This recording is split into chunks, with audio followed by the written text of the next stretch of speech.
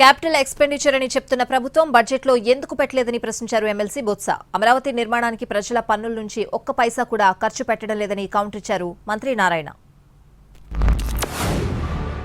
మూలధనం గురించి వచ్చి క్యాపిటల్ ఎక్స్పెండిచర్ గురించి ఒక పేజీ పెట్టారు.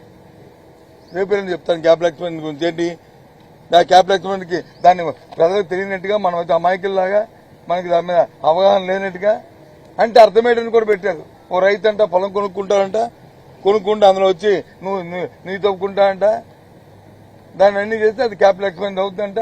దాని నుంచి వచ్చే ఫలం వచ్చేది వస్తుందో అది ఆదాయం అవుతుందంట. అని మరి మీరు ఇచ్చిన బడ్జెట్ లో క్యాపిటల్ ఎక్స్పెండిచర్కి దేని మీద మీరు పెట్టారు చెప్పండి. నాయకులకి ఏం మాట్లాడుతున్నారో వైసీపీ నాయకులు వాళ్ళకి తెలియదు.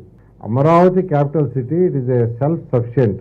ఒక్క పైసా కూడా ఈ రాష్ట్ర ప్రజల యొక్క ట్యాక్స్ నుంచి ఖర్చు పెట్టు. దాదాపు 6,203 ఎకరాలు యాక్చువల్గా మన సిఆర్డీకి మిగిలింది.